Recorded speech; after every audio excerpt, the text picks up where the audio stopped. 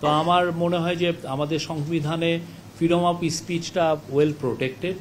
এটা আপনি যদি সংবিধানের বিভিন্ন ধারা দেখেন সেখানে খুবই ভালো স্পষ্ট ভাষায় লেখা আছে। এটাই মূল ইস্যু, অত ডিটেল তো আর সংবিধানে থাকে না। আর সেটা কিন্তু তারপর দেখা যাচ্ছে যে ফ্রিডম অফ স্পিচ বলা হলেও আমাদের ইতিহাসের করুণ একটা অধ্যায় হচ্ছে যে বারবার এই ফ্রিডম অফ স্পিচটাকে খর্ব করা হয়েছে। আপনি জানেন শেখ মুজিব এটা করেছেন, পরবর্তীতে মিলিটারি গভর্নমেন্টগুলোর মধ্যেও এইটা টেন্ডেন্সি ছিল। আর আমরা গত 15 বছরে তো দেখেছি এটা একটা ভয়াবহ রূপ আমরা দেখেছি। তো সেই জায়গা থেকে আমাদের গভর্নমেন্টের ইচ্ছাটা হচ্ছে যে দেশে ফ্রিডম অফ স্পিচ যাতে ইনস্টিটিউশনালাইজড হোক। এবং আপনারা জানেন অনেকের ক্রিটিসিজম সত্ত্বেও আমরা কিন্তু কোনো মিডিয়াকে আমরা বন্ধ করি নাই, যদিও তাদের অনেকের বিরুদ্ধে অনেক রকমের বড় বড় অভিযোগ। তারা কি কি অভিযোগ আপনারা জানেন, আমি এটা নতুন করে রিপিট করতে চাই না, বাট আপনারা দেখেছেন ইভেন যে জুলাই আগস্টেও অনেক সাংবাদিক আছেন যে ইভেন শেখ হাসিনা যে প্রেস কনফারেন্সে দেখেছেন তারা কিভাবে আমাদের যে প্রোটেস্টারদের এগেনস্টে তারা অ্যাকশন নিতে বলছে, তাদেরকে জঙ্গি হিসাবে ডিক্লেয়ার করছে, সন্ত্রাসী হিসাবে ডিক্লেয়ার করছে। এই সাংবাদিকরা কেউ কেউ এখন বিভিন্ন পদে আছেন, তারা বিভিন্ন পদে আছেন, আমরা জানি, আমরা দেখছি। কিন্তু কথা হচ্ছে এই প্রোটেস্টটা আপনাদের তরফ থেকে আসা উচিত। বাংলাদেশে জার্নালিজমটা পরিশুদ্ধ হোক, কেউ যেন চামচামি জার্নালিজম না করে। আপনি চামচামি জার্নালিজম করে কারো কোনো ফায়দা হয় না। এতে হয়তোবা যেটা কারো পূর্বাঞ্চলের প্লট হয়, কেউ কেউ হয়তোবা বিদেশে তাদের ছেলে মেরে পাঠাতে পারেন। এবং দেখেন অনেক জার্নালিস্ট বিদেশে চলে গেছে। কেন বিদেশে গেছে? বিকজ সে টাকা, বিশাল পরিমাণ টাকা সে বিদেশে নিয়েছে। এবং তার বিদেশের টাকাটার সোর্স, একটা জার্নালিস্ট কয় টাকা ইনকাম করে?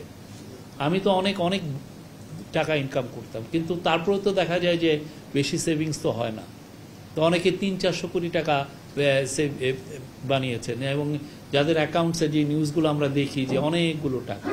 আমরা চাই যে জার্নালিজমের ফ্রিডম অফ স্পিচটা ইনস্টিটিউশনাল হোক। প্রত্যেকটা পত্রিকা, নিউজ ওয়েবসাইট, টিভি তাদের অবশ্যই মতাদর্শ থাকবে, কিন্তু রিপোর্ট যেগুলো করুক সেটা যেন প্রো পিপল হয়, মানুষের কথা বলে এবং পাওয়ারফুল পিপলকে অ্যাকাউন্টেবল করে। আপনার কাজটা কি? পাওয়ারফুল পিপলকে অ্যাকাউন্টেবল করা, মানুষকে সঠিক তথ্য দেওয়া, এইটা যেন হয়। কেউ যেন ডিসইনফরমেশন না ছড়ায় এবং চামচামি যেন না হয়। ব্রেকফাস্ট, টিফিন কিংবা স্ন্যাক টাইমে মজাদার আয়োজন মানে অল টাইম ব্রেড। ভয়াবহ রকমের চামচামি হয়েছে গত 15 বছর, ভয়াবহ। এবং এটার জন্য আমরা একটা কাজ করছি যে আমাদের যে জার্নালিজমের যে ফেইলুর যেটা ছিল গত 15 বছরে, সেটা নিয়ে অলরেডি তো আমরা একটা কমিশন করেছিলাম, তারা একটা রিপোর্ট দিয়েছে ভালো। আপনারা সবাইকে আমি অনুরোধ করব এই রিপোর্টটা পড়তে, এটা অনলাইনে আছে। আর অ্যাট দ্য সেম টাইম আমরা যেটা করছি সেটা হলো ইউএনকে, আমরা ইউএনের যে অফিসকে আমরা একটা চিঠি দিচ্ছি, এটা আজকালকের মধ্যে যাবে।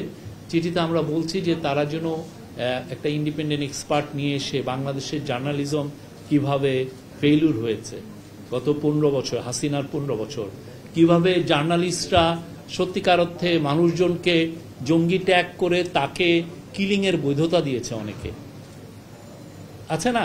এই কাজগুলো কারা করেছে? অনেক ক্ষেত্রে একটা লোক, ভালো লোক, বা আমি জানি তার এগেনস্টে কোনো অভিযোগ নাই, তাকে আপনি জঙ্গি ট্যাগ করে দিলেন। এটা মানে কি? তারে আপনি স্টেটের সিকিউরিটি এজেন্সিকে আপনি প্ররোচনা করছেন যে তার এগেনস্টে অ্যাকশন নিতে, তাকে মেরে ফেলতে। কাজগুলো তো হয়েছে। প্লাস হচ্ছে আমাদের জার্নালিজমের ফেলুর তো অনেকগুলো ছিল। আমাদের ডেমোক্রেসি চলে গেল, তিনটা ভয়াবহ রকমের রিগড ইলেকশন হলো, কিন্তু দেখেন কই আমাদের ওই সময় তো জার্নালিজমের ফেলুর হয়েছে। মাওলানা সাঈদীর মৃত্যুর ভার্ডিকের পরে আপনি দেখেন কি বড় একটা হত্যাযজ্ঞ হয়েছে, বা আপনি হেফাজতের ক্র্যাকডাউনের পরে কি ভয়াবহ ক্র্যাকডাউনে কি ভয়াবহ হত্যাযজ্ঞ হয়েছে। তো ওই সময় এই জার্নালিস্টদের রোলটা কি ছিল? এটা প্রত্যেকটা সোসাইটি, এটা বাংলাদেশটা, প্রত্যেকটা সোসাইটিতে এই সমস্ত ঘটনা ঘটলে জার্নালিস্টদের রোল কিন্তু সামনে আসে। কে ইয়ে করেন? আমেরিকার মধ্যে হচ্ছে, আমেরিকার যখন আমেরিকায় যারা যে সমস্ত সাংবাদিকরা আমেরিকাকে প্ররোচিত করে ইরাক ওয়ারে পাঠিয়েছে সেই 2003 সালে, তাদেরকে নিয়ে অনেক লেখালেখি হয়েছে। এটা ভাইবেন না যে শুধু বাংলাদেশে হচ্ছে।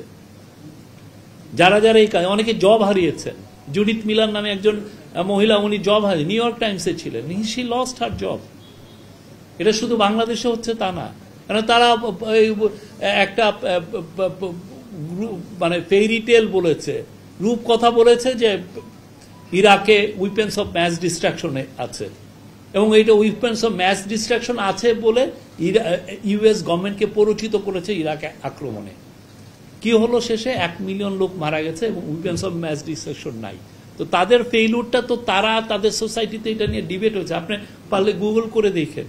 তো বাংলাদেশেও তো এই জার্নালিজমের ফেইলুর হয়েছে। অনেকে ওই কথাটা এখন আনতেই চান না, অনেকে সুশীল সাজেন এখন, তারা তো সেই সময় এই ধরনের এই কাজগুলো করেছেন। তো এই জিনিসগুলো আমরা, এই ফেইলুরগুলো আমরা জানতে চাই, এটা নিয়ে কোথায় কোথায় জার্নালিজমের ফেইলুর হয়েছে সেটা নিয়ে আমরা ইউএন এর কাছে একটা চিঠি দিব। তারা ইন্ডিপেন্ডেন্ট এক্সপার্ট এনে এই পুরো 15 বছরে আমাদের যে এই জার্নালিজমটা কিরকম হয়েছে সেটা একটা আমরা চাবো যে তারা একটু এটা নিয়ে রিভিউ করতে।